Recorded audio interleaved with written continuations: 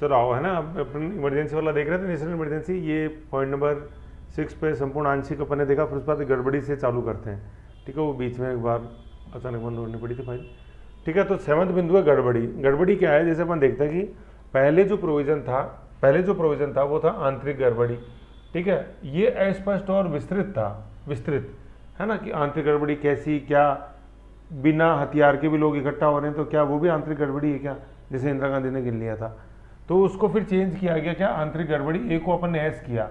जैसे आपने देखा वो कारण में बता रहा था युद्ध, बाह्य आक्रमण, और ऊपर जो भी कारण देखा ए एस ऐसे लिखा हुआ ना, ये वो समझा रहा हूँ मैं, ये है। तो आंतरिक गड़बड़ी को अपन ने चेंज किया सशस्त्र विद्रोह से। अब सीधी सी बात है भाई, इंदिरा गांधी ने जो लगाई थी, इंदिरा गांधी ने 1975 में 25 जून 1975, ठीक है ना, वो लगाई थी किसके आधार पे, आंतरिक गड़बड़ी के आधार पे। अब इसको सशस्त्र विद्रोह में चेंज करेगा तो इंदिरा गांधी तो करने से रही। लॉजिकल फ्लो देखो ना एक बार फैक्ट्स के अंदर, तो कौन करेगा कि सर 42 का जवाब था 44, और 44वां संशोधन कब हुआ, 4 में 4 जोड़ो तो 1978, बात इतनी सी, और मुरारजी देसाई करेंगे। ठीक है ना, तो आंतरिक अशांति अब चेंज हुआ सशस्त्र विद्रोह में, कब, 44th कॉन्स्टिट्यूशन अमेंडमेंट 1978, एमडी सरकार, मुरारजी देसाई सरकार। ठीक है ना, और मुरारजी देसाई वैसे काफ़ी फेमस है, एक बार आप इनको जान ये देखना, कोशिश करना देखने की कि इनका बर्थडे कब आता है, एक बार मुझे कमेंट करके बताओ, और उस दिन क्या खास बात है। फिर अपन देखते हैं कि प्रभाव क्या हुआ इस कॉन्स्टिट्यूशन अमेंडमेंट का, कि 1975 में जो नेशनल इमरजेंसी एनी लगी थी वो अब पॉसिबल नहीं है। क्यों, क्योंकि 75 वाली लगी थी आंतरिक अशांति के कारण के ऊपर, जबकि अब क्या, नॉर्थ 1975 में नेशनल इमरजेंसी रीजन जो था आंतरिक गड़बड़ी था जेपी आंदोलन के कारण। तो देखो ये क्या था, जेपी आंदोलन भी ऐसा कुछ नहीं था, डायरेक्ट हुआ 1971 में जो इलेक्शन लड़ा इंदिरा गांधी ने 71 में, इससे 4 साल पहले की बात है मैंने से, तो वो रायबरेली सीट से लड़ा। ठीक है ना, उसमें क्या हुआ, एयरफोर्स का जो हेलीकॉप्टर था वो उन्होंने यूज़ किया, लेकिन वो नहीं कर सकते इलेक्शन कैंपिंग में, मॉडल ऑफ कंडक्ट के अगेंस्ट में था। तो फिर ये जो इन्होंने चुनाव जीता तो उसके अगेंस्ट में इलाहाबाद हाईकोर्ट में एप्लीकेशन केस फाइल हुआ, राजनारायण ने किया। ठीक है, तो वो फिर डिसीजन जो आया इलाहाबाद हाईकोर्ट का वो इंदिरा गांधी के अगेंस्ट में आया। तो इलाहाबाद हाईकोर्ट ने बोला था कि ये आप चुनाव ही नहीं लड़ सकते अगले 6 साल तक, लेकिन फिर यूँ बोला कि अपील करी गई तो सुप्रीम कोर्ट ने राहत दी कि चलो ठीक है, आप प्रधानमंत्री तो बने रह सकते हैं, लेकिन किसी भी तरह से संसद में अंदर आप वोटिंग में भाग नहीं लेंगे। तो फिर वो सारा बल्ला निकालने के लिए मीनवाइल इंदिरा गांधी ने इमरजेंसी लगा दी। और फिर ये जो राजनारायण के वर्डिक्ट के अंदर, राजनारायण तो मतलब इंदिरा गांधी ने हराया था रायबरेली से राजनारायण को अगेंस्ट में, तो फिर जब सीट नहीं छोड़ रहे तो जेपी आंदोलन चालू कर दिया जयप्रकाश नारायण ने। तो फिर अब इंदिरा गांधी को ये बहता कि अब हमारी सीट जाएगी, तो जेपी आंदोलन का नारा ही ये था कि देखो जनता आती है, शासन छोड़ो, ऐसे। एक बार देखना यूट्यूब पे वीडियो, पता खतरनाक हूँ, है ना। तो कहने का मतलब क्या है, 1975 वाली जो इमरजेंसी लगी थी आंतरिक अशांति के ऊपर, वो आज लगना पॉसिबल नहीं है, क्योंकि आंतरिक अशांति को अपन ने चेंज कर दिया सशस्त्र विद्रोह से। किस कॉन्स्टिट्यूशन अमेंडमेंट से, 44th 1978। इंदिरा गांधी तो करेगी नहीं, 42nd से तो होएगा नहीं। और नेशनल इमरजेंसी वाले चैप्टर में अपन 3 ही कॉन्स्टिट्यूशन अमेंडमेंट पढ़ेंगे, 38, 38, 42 एंड 44। 38 कब हुआ बताओ, वेरी गुड, 75 में। 42 76 में, 4 और 2 6, और 48 मतलब 44th कॉन्स्टिट्यूशन अमेंडमेंट 1978, ऐसा। फिर काउंसिल ऑफ मिनिस्टर में संबंधित क्या बिंदु है कि काउंसिल ऑफ मिनिस्टर की लिखित सिफारिश पर राष्ट्रपति लगाएगा इमरजेंसी। तो काउंसिल ऑफ मिनिस्टर की मौखिक सिफारिश नहीं। अब 2 चीज़ें हैं यहाँ पे, एक तो काउंसिल ऑफ मिनिस्टर की सिफारिश, ना कि प्रधानमंत्री की सिफारिश। दूसरा लिखित सिफारिश, ना कि मौखिक सिफारिश। ये ऐसा चेंज इसलिए किया क्योंकि अब इसने क्या बदल दिया कि प्रधानमंत्री केवल मौखिक सलाह नहीं चलेगी राष्ट्रपति के लिए, काउंसिल ऑफ मिनिस्टर की लिखित सिफारिश जाएगी राष्ट्रपति के पास। तो पहले तो समूह और वो भी लिखित, मौखिक नहीं। ये नहीं कि आप व्हाट्सएप पर मैसेज कर दो, नो, लिखित। किसने चेंज किया, मतलब ये पहले यूँ लिख रहे हैं अपन, चेंज तो ये है 1978 में मुरारजी देसाई सरकार ने। ये ऐसा क्यों किया कि चेंज, क्योंकि 1975 में जो नेशनल इमरजेंसी लगी वो पीएम की सलाह पर ही लगी थी, राष्ट्रपति को सिफारिश दी थी। इसमें कोई काउंसिल ऑफ मिनिस्टर ने सिफारिश नहीं थी यहाँ पे, ठीक है ना। तो ये चीज़ अपने को समझनी है। अभी सारा मैं आगे आपको डिटेल बताऊंगा कि देखो यहाँ पे सारी चीज़ें यहाँ अपने पास लिखी हुई हैं, कि उसमें आप यूँ बेचैन मत हो, कितनी बार लगी, कब लगी, FR पावर देखो यहाँ ये सारा लिखा हुआ है, ये कितनी बार, ये देखो यहाँ लिखा हुआ है, ये देख लो। जब 75 में लगी, आंतरिक अशांति पे लगी, और फखरुद्दीन अली अहमद उसके अंदर राष्ट्रपति, तो फखरुद्दीन अली अहमद को तो सिफारिश दी गई प्रधानमंत्री इंदिरा गांधी के द्वारा, 71 और 75 दोनों इंदिरा गांधी के समय लगी। फखरुद्दीन अली अहमद को जो सिफारिश दी गई वो सिर्फ एक मौखिक रूप से दी गई कि तुम्हें इमरजेंसी लगानी है, आपको इमरजेंसी लगानी है, वो इम्पोज हो गई ऐसे, ठीक है ना। ऐसे अभी अपन आएंगे इस चैप्टर के, इस पेज के ऊपर सारी है, लेकिन स्टेप बाय स्टेप चलना अपन को, जिससे कि अपने के ऊपर किसी भी तरह का कन्फ्यूजन अपने ऊपर हावी नहीं हो। समझ गए, इतनी चीज़ समझ गए, जरा काउंसिल ऑफ मिनिस्टर समझ गए। फिर जुडिशियल रिव्यू, अब देखो ये बिल्कुल साइंटिफिक तरीके से चल रहे हैं अपन एक एक चीज़ में। आप इसी चैप्टर को अगर पढ़ के देखो एक बार बुक में से, कितना क्या कन्फ्यूजन है पता लग जाएगा। तो कन्फ्यूजन की अपन तो गुंजाइश नहीं छोड़ रहे। जुडिशियल रिव्यू कि क्या जो न्यायिक जो इमरजेंसी लगती है वो जुडिशियल रिव्यू के सब्जेक्ट है क्या। तो 38वां संविधान संशोधन चूंकि इंदिरा गांधी ने किया था 38, तो भाई उसमें तो बोला कि नहीं लगी, नहीं है जुडिशियल रिव्यू योग्य। जबकि 44th कॉन्स्टिट्यूशन अमेंडमेंट जो मोरारजी देसाई ने किया, वो सीधी सी बात है, इंदिरा गांधी के बाद आए थे पीएम, तो 42वें संविधान संशोधन का जवाब ही था 44वां, जिसको बोलते हैं ना नहले पे दहला मारना, वो हुआ था। उसमें हुआ कि yes subject to judicial review. फिर केस लो आया बाद में, मिनर्वा मिल्स केस 1980 का, उसने भी इस चीज़ की पुष्टि की, नेशनल इमरजेंसी तेरा से संबंधित जो तथ्य हैं, अगर वो असंबद्ध तथ्य विवेक सुनते हठधर्मिता जो है दर्शाती है अगर, तो वो जुडिशियल रिव्यू के सब्जेक्ट है। तो कहने का मतलब ये है कि आज अगर इमरजेंसी लगती है तो कोर्ट उसके ऊपर संज्ञान ले सकता है कि क्या ये सही है या गलत है, जो राष्ट्रपति का डिसीजन है, ऐसे, ठीक है ना। तो ये चीज़ है। तो यहाँ तक अपन ने क्या मोटे मोटे 9 बिंदु पढ़े हैं जुडिशियल अपने इमरजेंसी से लेके 9 बिंदु में। एक बार थोड़ा सा रिवीजन देख लो यहाँ पे। पहला तो भाई घोषणा का आधार क्या है, तो अपन ने देख लिया युद्ध, बाह्य आक्रमण, आंतरिक अशांति, सशस्त्र विद्रोह। फिर देख लिया घोषणा भाई राष्ट्रपति पहले भी अगर लगी हुई है तो दूसरी भी लागू हो सकती है, जरूरी नहीं कि पहले वाली को हटाएं। तो विद एग्जाम्पल लिखा है, 1971 वाली लागू थी और 1975 वाली और अपन ने इम्पोज कर दी। फिर आंतरिक और बाह्य, पहले से भी मतलब आसन, ये पहले से मतलब था आसन, निकटवर्ती अपन को लगता है खतरा उत्पन्न है तो अपन कर सकते हैं। जरूरी नहीं कि बाह्य आक्रमण होने पर ही, युद्ध होने पर ही, अपन को लग रहा है ना कि यार 3 दिन बाद युद्ध हो सकता है, 3 दिन पहले कर दिया अपन ने घोषणा, इसलिए इमरजेंसी की। ये पहले वाला तो है, बाद वाला ये बाह्य जब वाई और बी पे लगी, इसको वाई कर देना ना युद्ध, और आंतरिक जब पहले आंतरिक अशांति ए, अब आज ये एस हो गया। संपूर्ण पूरे भारत में लग सकती है या एक भाग में लग सकती है। किस कब संशोधन हुआ, 42वें संविधान संशोधन के द्वारा, और 42वां कब 402(6) सीधा रख सकते हैं। चलो फिर गड़बड़ी अभी मैंने समझाई कि गड़बड़ी जो है आंतरिक गड़बड़ी की जगह अब सशस्त्र विद्रोह, CA, constitution amendment 44 1917 Morarji Desai. प्रभाव यही होगा कि वो इंदिरा गांधी वाला सिक्का अब नहीं चल सकता। काउंसिल ऑफ मिनिस्टर की लिखित सिफारिश जाएगी राष्ट्रपति के बाद, ना कि प्रधानमंत्री की मौखिक। जुडिशियल रिव्यू 38 में से हटाया था 75 में, फिर 44 में से अपन ने जोड़ दिया। जो भी पॉजिटिव बातें हैं, जो भी इंदिरा गांधी के अगेंस्ट में जाएंगी, वो सब मोरारजी देसाई जोड़ेंगे 44वें संविधान संशोधन 44 से। 8 में से 3 घटा तो 5, 75, 4 में 2 जोड़ा तो 76, पहले ही बताया। अब उसके बाद आ जाते हैं अपन बहुत ही इंपॉर्टेंट बिंदु के ऊपर, अनुमोदन 10वें नंबर का बिंदु। बुक में पढ़ोगे काफ़ी कन्फ्यूजन देखने को मिलेगा, तो यहाँ सीधा इस एक पेरेंट डायग्राम से आप समझो, इसके पेरेंट ट्री डायग्राम से सॉरी, तो बहुत अच्छा समझ में आएगा और कोई कन्फ्यूजन नहीं रहेगा। बस आप तो इसको, ये जो है ना, ये जो बने हुए हैं, ये जो मैंने झाला यहाँ दिखाया आपको, इस झाले को याद रख लो आप, तो बस सारा का सारा काम हो जाएगा आपको। अब देखो क्या है, कॉमन सेंस लगाओ। कॉमन सेंस से बड़ा कोई सेंस नहीं है दुनिया में, बट यूँ कहते भी common sense is not so common है। चलो खैर कोई नहीं, अपन ने यहाँ तक देख लिया कि सर आपने हमें बताया काउंसिल ऑफ मिनिस्टर लिखित सिफारिश देगी राष्ट्रपति, दीदी सर। अब सर राष्ट्रपति अगर लगा देगा, लगा क्या देगा, लगा दी उसने तो सर इसमें संसद का तो कोई अनुमोदन ही नहीं हुआ, तो तानाशाह हो गया। कहाँ का रिपब्लिक और कहाँ का, भाई रिपब्लिक तो मान लिया चलो head of the state elected है, लेकिन सर डेमोक्रेसी तो रही नहीं। डेमोक्रेसी तो ये कि राष्ट्रपति की कोई भी काम है वो संसद उसका अनुमोदन करे, तभी हम बोलेंगे हम तो एक डेमोक्रेटिक देश के नागरिक हैं। तो यहाँ तो राष्ट्रपति है, तो बिल्कुल सही, राष्ट्रपति ने लगा तो दी क्योंकि इमरजेंसी ऐसी थी सिचुएशन, लेकिन जो राष्ट्रपति ने किया वो संसद के द्वारा अनुमोदन होना, जिसको अपन इंग्लिश में बोलेंगे अप्रूवल होना मस्ट है।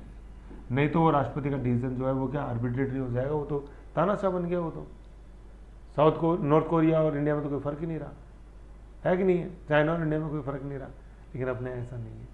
क्या संसद का अनुमोदन होना आवश्यक है, या इस पार्लियामेंट का है ये, दोनों हाउस, संसद का मतलब दोनों हाउस। भाई संसद में क्या होता है, राज्यसभा, लोकसभा, राष्ट्रपति। राष्ट्रपति ने तो अब यहाँ उल्टी चल रही गाड़ी, राष्ट्रपति तो कर दिया, अब आती है संसद के दोनों सदनों के बारे में, दोनों सदनों से पास होएगा, ये अप्रूव होएगा कैसे, अब वही समझ लो आप कि देखो पहले तो आप ये समझो कि राज्यसभा तो स्थायी सदन है, भाग 5 में पढ़ लेना, आगे सारा समझा रखा है, वीडियो अपलोडेड है। ये तो परमानेंट हाउस है, तो राज्यसभा को तो जैसे प्रपोजल आएगा राज्यसभा उसको यस कर देगी। अब जो खिचड़ी पकती है या जो उलझन आएगा वो उलझन आएगा, झाला जो आएगा वो आएगा लोकसभा में। तो सर सीधी सी बात है कि लोकसभा अस्तित्व में है फिर एग्जिस्टेंस, तो इसने भी यस कर दिया, खत्म। जैसे राज्यसभा ने किया वैसे हमने भी कर दिया। लेकिन पेच जब फंसेगा कि जब लोकसभा अस्तित्व में ही नहीं हो सकता है ना कि उस समय विघटन हुआ हो लोकसभा का, राष्ट्रपति ने कर दिया, 1 महीने के अंदर अनुमोदन करना है संसद के दोनों सदनों को, लेकिन राज्यसभा तो चूंकि परमानेंट थी तो कर दिया, लोकसभा अस्तित्व में थी तो कर दिया। लेकिन अगर लोकसभा अस्तित्व में नहीं है तो क्या होगा?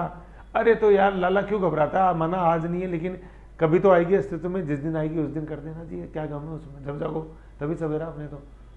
तो माना आज नहीं है लोकसभा, 3 महीने बाद आएगी ना अस्तित्व में, तो 3 महीने बाद आते ही पहले 30 दिन के अंदर आप अनुमोदन कर देना, समझ गए? तो बस यही है, इफ इन एग्जिस्टेंस तो कर देगी, इफ नॉट इन एग्जिस्टेंस तो जिस दिन आप अस्तित्व में आओ उस दिन से, जिस दिन अस्तित्व में आओ ना उस दिन से अगले 30 दिन के अंदर कर देना, बशर्ते कि इस दौरान राज्यसभा ने कर दिया हो, तो राज्यसभा तो कर ही देगी, वो तो स्थायी है। अस्थायी सदन तो लोकसभा है, तो इसमें कुछ जाला नहीं है, सब ये शब्दों का झालमेल है, आपने तो ये याद रख लो बस। राज्यसभा थी कर दिया, लोकसभा होगी बेचारी वो भी कर देगी, क्या दिक्कत है? नहीं होगी तो जिस दिन आएगी, इफ नॉट इन एग्जिस्टेंस तो आने वाले जिस दिन आएगी उससे प्रथम बैठक से 30 दिन में कर देगी, खत्म हो गया। प्रथम बैठक से ही, फर्स्ट सिटिंग से 30 दिन के अंदर करना, कर देंगे साहब, क्या दिक्कत है? खत्म, तो कोई झाला ही नहीं है। सर मजा आ गया, अरे यही तो है, ये तो पिक्टोग्राफिक है। एक पिक्चर जो है 1000 शब्दों से ज्यादा प्रभावशाली होती है, देख लिया लाइव अपन, ये समझ गए? नहीं समझे? बैक दबाओ बटन और 2-1 मिनट का रिवाइंड करके सुन लो, समझ गए तो आगे बढ़ो। अब यहाँ पे यही लिखा हुआ है, चलो थोड़ा सा कट रहा हूँ। अब यहाँ पे यही लिखा हुआ अनुमोदन, अनुमोदन अवधि, अवधि क्या? 1 माह के अंदर करना पड़ेगा संसद के दोनों सदनों के द्वारा, ये नहीं सिर्फ लोकसभा, राज्यसभा लोकसभा दोनों।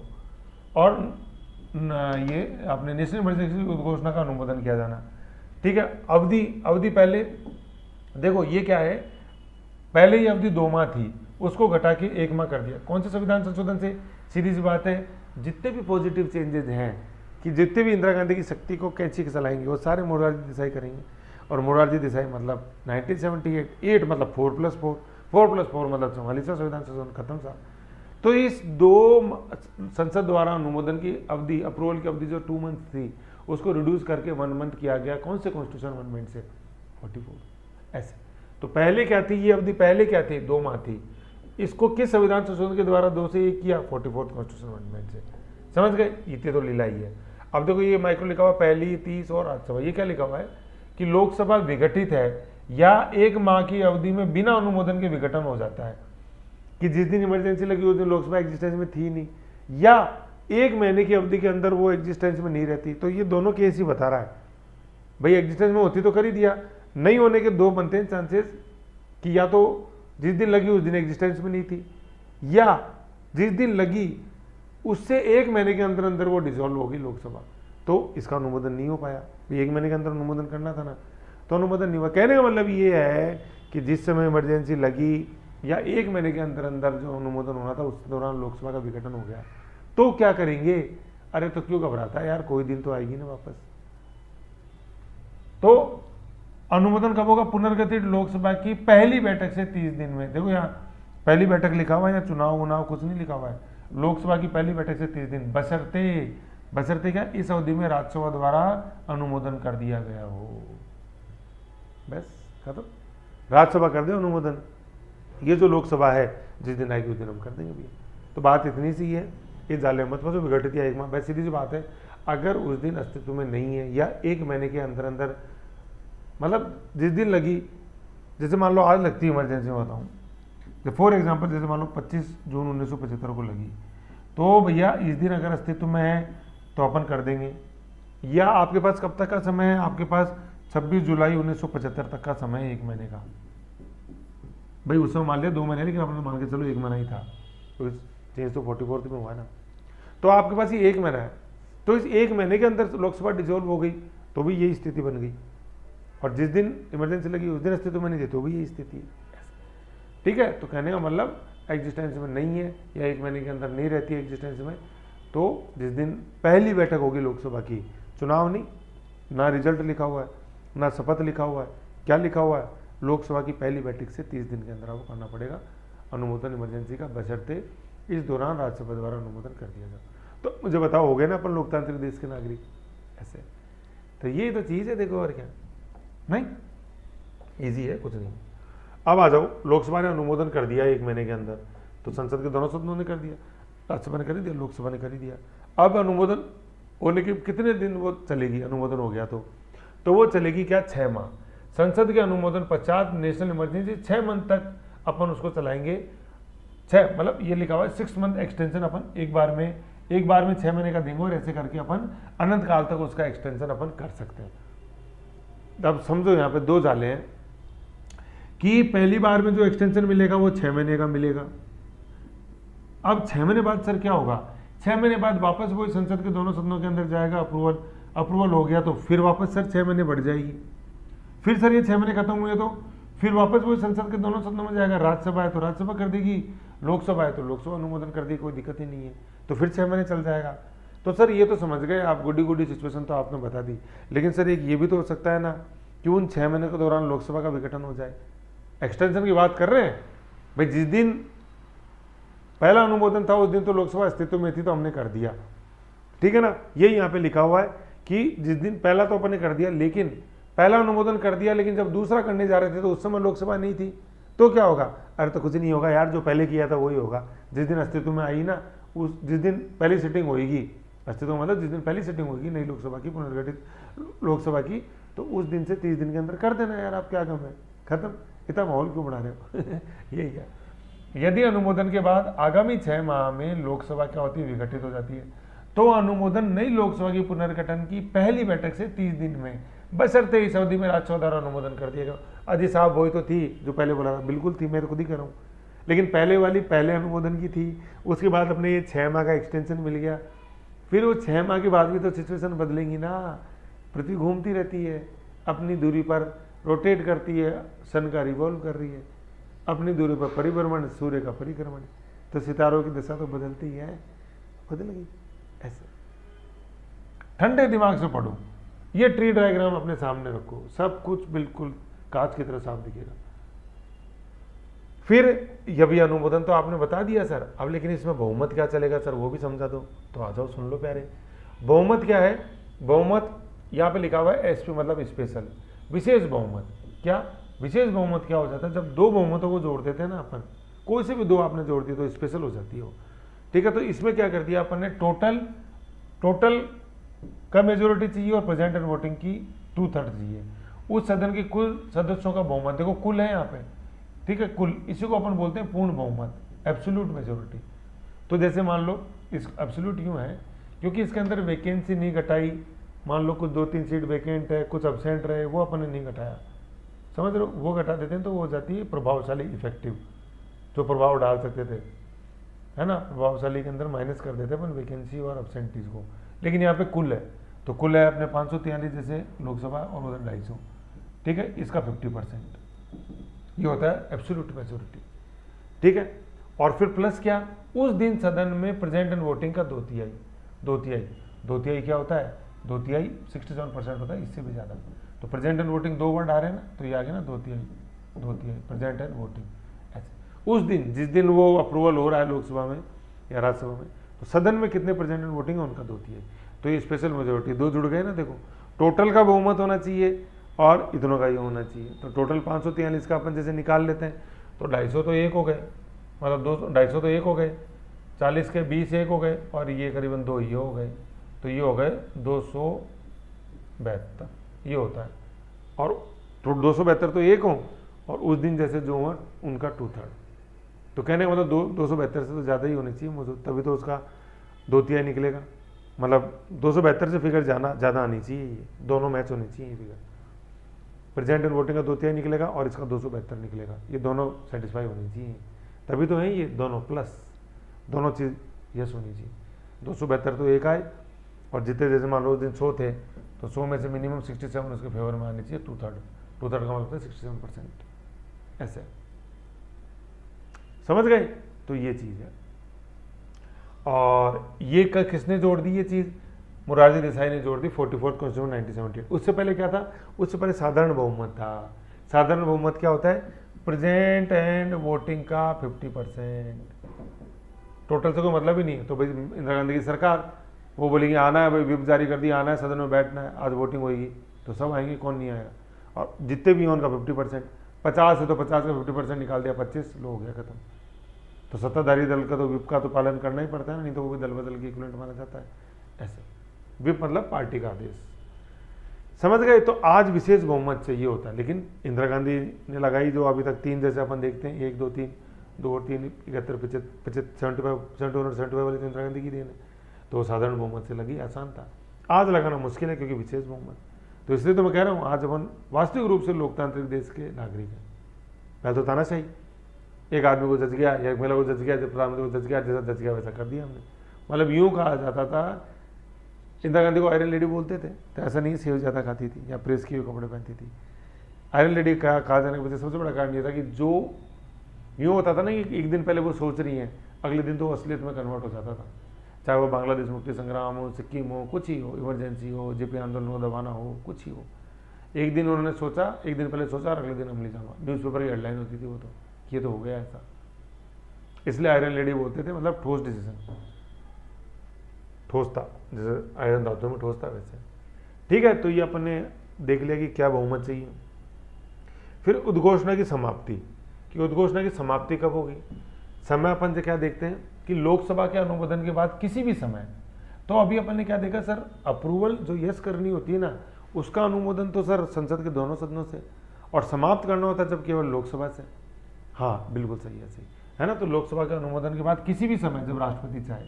अब यहाँ देखो 2 चीज़ें हैं, एक तो यहाँ पे ना संसद लिखा हुआ है ना राज्यसभा लिखा हुआ है, अनुमोदन किसका? लोकसभा का। और उसके अनुमोदन के बाद राष्ट्रपति जब चाहे, या तो उसी समय चाहे तो तब, नहीं तो हो सकता है कि थोड़ा बाद में चाहे तब। क्यों? क्योंकि अभी बताऊँ 75 वाली लोकसभा तो कर दिया मार्च 75 में ही, और राष्ट्रपति ने उसको खत्म करी काफ़ी समय बाद में, अभी अपन देखेंगे ये, ठीक है ना। तो ये चीज़ है। तो भाई खत्म कौन करता है? लोकसभा के अनुमोदन के बाद राष्ट्रपति। तो फाइनल डिसीजन किसका? राष्ट्रपति का, जब वो चाहे। अनुमोदन, संसद के अनुमोदन की आवश्यकता नहीं है। संसद की जरूरत कब थी? लगाने में, हटाने में तो लोकसभा ही चल जाएगा खूब, ये चीज़ है, ठीक है ना। और यहाँ पे देखो ये क्या है, ये जो अनुमोदन है ना, यहाँ पे लिख लो साधारण बहुमत, वही प्रेजेंट एंड वोटिंग का 50%, यहाँ लिखा हुआ है मैंने। यहाँ पे क्या लिखा हुआ है देखो, राष्ट्रपति के लिए आवश्यक क्या है? लोकसभा द्वारा नेशनल इमरजेंसी जारी नहीं रखने का प्रस्ताव का अनुमोदन, किस बहुमत से? साधारण बहुमत से, जो क्या होता है? प्रेजेंट एंड वोटिंग का 50%। फिर क्या है? राष्ट्रपति द्वारा सीए, ये किस सीए से जोड़ी गई ये चीज़? 44 संविधान संशोधन 1978 के द्वारा। इससे पहले क्या था? पहले क्या था? राष्ट्रपति का विवेक, कि 44वें संविधान संशोधन 44th कॉन्स्टिट्यूशन 1978 से पहले राष्ट्रपति उद्घोषणा को अपने विवेक से समाप्त कर सकता था। उसके लिए ये लोकसभा का अनुमोदन आवश्यक नहीं था, ठीक है ना। लोकसभा नॉट इक्वल टू क्या? लोकसभा 1978 से पहले मतलब लोकसभा 1978 से पहले उद्घोषणा की समाप्ति पर कोई नियंत्रण नहीं था। मतलब लोकसभा का 1978 से पहले नेशनल इमरजेंसी की उद्घोषणा की समाप्ति पर कोई नियंत्रण नहीं था। जब राष्ट्रपति को सही लगे तब वो कर सकता था। अब क्या स्थिति कि लोकसभा का अनुमोदन आवश्यक है। वही फिर प्रपोजल लोकसभा से यस होगा, प्रपोजल साधारण बहुमत से, मतलब प्रेजेंट वोटिंग का 50%, और राष्ट्रपति के पास जाएगा, और उसके बाद राष्ट्रपति जब चाहे तब, ये नहीं कि राष्ट्रपति पर प्रेशर है कि आज ही करो, जब वो चाहे तब, ठीक है ना। ये चीज़ है। एक मैं बता देता हूँ, देखो ये जब चाहे तब वाला जैसे जो है ना, हालांकि ये बाद में हुआ है संविधान संशोधन, लेकिन देख लो आप, मैं आपको बता देता हूँ, ये जो 75 वाली लगी ना, देखो 21 मार्च 1977 को खत्म हुई। एक मैं बताता हूँ, एक सेकंड, अभी आएगी, देखो आगे मैं समझाऊंगा, बीच में मैंने लिखा हुआ है यहाँ पे देखो, जब नेशनल इमरजेंसी लगी थी ना 5th, तो 1975 वाली, तो 5th लोकसभा चल रही थी, ठीक है ना। मतलब 71 वाली एक्सटेंड हुई लोकसभा, ऐसे ऐसे करके देखो लोकसभा का टेन्योर एंड हो गया 18 जनवरी 1977 को, और नॉर्दर्न ये अपनी इमरजेंसी एंड कब हुई? नेशनल इमरजेंसी 21 मार्च 1977 को। मतलब लोकसभा तो अनुमोदन कर दिया था, करके लोकसभा डिजोल्व हो गई 18/1/77 को, और फिर 21 मार्च 1977 को राष्ट्रपति ने यस किया कि हाँ बेटी। तो लोकसभा की चलती नहीं थी, राष्ट्रपति को जब सही लगा लोकसभा के बाद जाने के बाद, तो उसने फिर करी 21 मार्च 1977। देख रहे हो ये चीज़। ऐसे अपन को देखना, ये भी आएगा, मैं बताऊंगा। आ जाओ, है ना। तो ये देख लिया, अब खत्म कैसे होगी, लोकसभा का अनुमोदन राष्ट्रपति को मिले और लोकसभा का अनुमोदन आता है साधारण बहुमत से पारित हो गया। अब अपन देखते हैं विशेष बैठक 1/3 सदस्य। ये क्या है कि यदि सदन नहीं चल रहा है तो विशेष बैठक बुलाई जा सकती है नेशनल इमरजेंसी को एंड करने के लिए। भाई जैसे राज्यसभा लोकसभा का सदन नहीं चल रहा तो आप तो सर यूँ बताओ ना, खत्म करनी है अपने को, राज्यसभा से कोई मतलब नहीं, सिर्फ लोकसभा से मतलब है। तो बिल्कुल सही, बहुत सा दिमाग लगाया आपने। तो लोकसभा का सदन नहीं चल रहा है तो क्या है, 1/10 सदस्य मिलकर बैठक करेंगे, डिसीजन लेंगे और वो राष्ट्रपति को फिर वो सिफारिश करेंगे कि नेशनल इमरजेंसी का एक्सटेंशन को आगे नहीं बढ़ा जाए और नेशनल इमरजेंसी खत्म की जाए। यदि सदन नहीं चल रहा है, यहाँ लोकसभा लिख लो, सिर्फ लोक समाप्ति में सिर्फ लोकसभा का रोल है, नहीं चल रहा है तो विशेष बैठक to end national emergency extension, Lok Sabha की 1/10 सदस्य लिखित में नोटिस देंगे स्पीकर को और राष्ट्रपति को कि 14 दिन के अंदर अंदर विशेष बैठक आयोजन की जाए। किसके लिए, कि अपन को रिजेक्ट करना है नेशनल इमरजेंसी के एक्सटेंशन को। तो 1/10 सदस्य लिखित नोटिस देंगे किसको, स्पीकर और राष्ट्रपति को, कि विशेष बैठक बुलाओ, चर्चा करनी है, इमरजेंसी को आगे नहीं बढ़ाना है। कब, जब लोकसभा सेशन में नहीं हो, ऐसे। ठीक है। प्रस्ताव में डिफरेंस क्या है कि नेशनल इमरजेंसी को लागू व विस्तार करने का प्रस्ताव को स्वीकार करना और दूसरा नेशनल इमरजेंसी के प्रस्ताव को अस्वीकार करना। मतलब जैसे अपन लागू कर रहे हैं और लागू करने के बाद फिर उसका 6 महीने बाद एक्सटेंशन दिलाना है, तो उसमें तो भूमिका है सदन के दोनों सदनों की, दोनों की, और हटाने में केवल किसकी भूमिका है, सिर्फ लोकसभा की, जैसे भी अपन ने देखा। दूसरा, दोनों सदनों से ये विशेष बहुमत से पारित होगा, कौन सा, लागू होना और एक्सटेंशन होना, जबकि खत्म होना सिर्फ साधारण बहुमत से होएगा। कहाँ से पारित, ओनली लोकसभा से पारित। ऐसे ये चीज़ है प्रभु ध्यान में। तो देखो मैंने तो पूरी कोशिश है यार, देखो मेरी तो पूरी वैज्ञानिकता से समझाने की, समझने की। कहीं भी अगर 1% भी कन्फ्यूजन हो रहा है ना कि सर समझ में नहीं आ रहा है, ये नहीं आ रहा, तो देखो मेरे प्यारे में आपको फैक्ट बता रहा हूँ, इससे आसान तरीका नहीं है समझाने का। ओपन चैलेंज दे रहा हूँ, यूट्यूब के राजा आप, अपने मोबाइल में यूट्यूब चलाने के, आप अपनी मर्जी के राजा हो, बाजार से जो मन आए वो किताब खरीद के ले आओ और देख लो, सुन लो, समझ लो। कुछ ऐसे बेहतर मिले तो मुझे ही बताना यार, मैं भी ज्ञान ले लूँगा। और ज्ञान तो आदमी को हमेशा पाना ही चाहिए। ऋग्वेद के पहले पन्ने पे लिखा हुआ है, ज्ञान चारों दिशाओं में से किसी भी दिशा में से आए, हमेशा उसको एक्सेप्ट करने के लिए अपन को तैयार रहना चाहिए। तो मुझे ही बताना है कि नहीं है। चलो खैर कोई नहीं, नाराज मत हुआ करो यार, कभी कभी दिल की बात कर लेता हूँ, उसमें क्या हो गया। तो ऐसे ये था। अब नेक्स्ट अपन पढ़ेंगे प्रभाव, कि जो नेशनल इमरजेंसी लगी इसके प्रभाव क्या है। तो पहले यहाँ तक एक बार रिवीजन कर लो कि सर ने ये 10 बिंदु 11 बिंदु क्या पढ़ाए हैं, क्या समझाना चाह रहे हैं सर। PDF मैंने दे रखी है, आराम से पहले इसको एक बार देखो, फिर तसल्ली से इसका आनंद लेंगे। जब मैंने यहाँ से तक रिवीजन करा दिया था ना, यहाँ तक, उसके बाद मैंने सिर्फ अनुमोदन पढ़ाया आपको आगे। अनुमोदन में बात सिर्फ इतनी सी है मेरे प्यारे कि लोकसभा के अनुमोदन जो अपन को करना है, एक सेकंड, है ना। तो मैं ये बता रहा था, जो मैंने अनुमोदन सिखाया उसमें कुछ भी ऐसा कोई बड़ा बिंदु नहीं है, समझने वाली बात है। अनुमोदन की जब बात आएगी तो सदन, मतलब संसद के दोनों सदनों की बात आएगी, लोकसभा और राज्यसभा। राज्यसभा भी स्थायी सदन है तो वो जब आएगा प्रपोजल कर देगी। लोकसभा मान लो अगर एग्जिस्टेंस में है तो एंड टू एंड कर दिया, नई एग्जिस्टेंस में है या 1 महीने के अंदर अंदर उसको यस करना था, उसने यस नहीं किया, तो घबराने की बात कौन सी, जिस दिन आएगी उससे 30 दिन में कर देंगे। साफ कर दिया, बहुत बढ़िया। फिर 6 महीने चली, वो एक बार में 6 महीने चलेगी, फिर उसका एक्सटेंशन की बारी आएगी, तो एक्सटेंशन की बारी का वही राज्यसभा के पास आया, राज्यसभा ने कर दिया। लोकसभा उस दिन अस्तित्व में थी, लोकसभा ने कर दिया। लेकिन अगर उस समय लोकसभा अस्तित्व में नहीं तो क्या होगा, क्या उसका आने का इंतजार कर ले, आएगी उसकी पहली बैठक से 30 दिन के अंदर हो जाएगी खत्म, माहौल क्यों बना जाओ, है ना। और फिर सर ये 6 महीने कितने दिनों तक एक्सटेंशन चलेगा, तो इसमें देखो ये लिखा हुआ, मैंने लिखा था असंख्य बार, एंडलेस, ये एक्सटेंशन लिखा था यहाँ, कितना, अनंत काल तक, कोई लिमिट नहीं है। 6 करके कितने साल, एक बार 2 बार, 1 साल 2 साल, कितने साल चल सकती है, कोई इसकी नहीं है। और स्पेशल बैठक क्या बताया, सदन नहीं है, लोकसभा नहीं चल, भाई कब खत्म करना है, तो खत्म करना है तो खत्म करने की शक्ति किसके पास है, सिर्फ लोकसभा के पास। लोकसभा अनुमोदन करेगी और वो राष्ट्रपति के पास जाएगा, उसके बाद राष्ट्रपति जब चाहे। तो मान लो जब खत्म करने के बाद तो लोकसभा सेशन में नहीं है, तो क्या हो गया, उसकी 1/10 सदस्य मिलकर लिखित में नोटिस देंगे स्पीकर राष्ट्रपति को और विशेष बैठक का आयोजन कराने की वो सिफारिश करेंगे और फिर उस पर डिसीजन लिया जाएगा कि इमरजेंसी का एक्सटेंशन नहीं किया जाए। लेकिन बात सिर्फ इतनी सी है कि एक बार में कितने महीने, 6 महीने, कितनी बार, कितने समय तक, असंख्य, अनलिमिटेड। तो ये बात पचानी है थोड़ी अटपटी, लेकिन कोशिश करोगे तो हजम होती है चीज़, है कि नहीं। फिर सवाल देखो ना, सवाल का आंसर मिलेगा अपने आप, तो अपने आप हजम होगी। ऐसा समझ गए? तो ऐसे देखो ये नट शेल में पूरा था, बार बार 44th कॉन्स्टिट्यूशन अमेंडमेंट आ रहा है, तो 44 कैसे याद रहेगा? 4 में 4 जोड़ोगे तो यार 8 ही तो आएगा, नाराज क्यों होते हो? 8 आ गया ना। कई बार क्या होता है ना, जैसे यूँ पढ़ाई में इतना खिंचाव आ जाता है, सर नहीं सुनी हमारी बात, आपको 4 से 8 करो, क्या 8 करते रहते हो, 4 होते 6, 8 बजे 3 घटा दे 5, याद करा देते हो तो समझ में कुछ आता नहीं है। तो प्यारे ठंडे दिमाग से पढ़, समय निकाल, है यूँ भागम भागी में अपन पढ़ रहे हैं, अरे 10 मिनट में मैं ये देख लूँ 2x में वीडियो देख लिया, कुछ नहीं होगा, झूठी तसल्ली है वो। तसल्ली से बैठो, गहरी सांस लो, पानी पी के बैठो। मैं तो देखो आज भी यूँ करने बैठता हूँ कुछ भी काम, तो पहले ये जग भर के टेबल पे रहता है। कभी भी तनाव में आओ, जैसे मान लो आगे लो एक घुट पानी पी, है कि नहीं? कभी भी तनाव में है तो ठंडी सांस लो, ठंडे दिमाग से सोचो यार क्या भागम भाग चला, 2x कुछ नहीं होगा 2x में और चीज़ें छूटेंगी। तो ठंडे दिमाग से पढ़ो, क्वेश्चन देखो, अब इससे बढ़िया क्या होगा साला। मैं तो इतना रोता हूँ यार, आके अपने को होता तो आज साला कहीं कलेक्टर होते, कलेक्टर का अभी तो सेक्रेटरी रैंक में पहुँच चुके होते हैं, है कि नहीं है? आपका साथ है ना, फिर और क्या, तेरा साथ है, कितना प्यारा है, गम लगता है, मतलब वो क्या है, कम लगता है जीवन सारा यूँ। तो खैर कोई नहीं, मेहनत काम आती है हमेशा, ऐसा कुछ भी नहीं है। तो तसल्ली से पढ़ो, कहने की बात इतनी है, ज़्यादा भावुक मत हो। घटना चक्र खरीदो, क्वेश्चन देखो, लूसेंट खरीदो ऑब्जेक्टिव वाली, वो अलमारी में पड़ी हुई है, मैं कई बार सोचा देखो, लेकिन पता ही यार वो लूसेंट की ऑब्जेक्टिव आती है, मैंने खूब बता रखा आपको, ग्रीन कलर की, बट थ्योरी नहीं ऑब्जेक्टिव। उसमें क्वेश्चन निकालो, ये निकालो, तब मज़ा आएगा, तब आपको पता चलेगा कि राकेश सर ने क्या पढ़ाया था।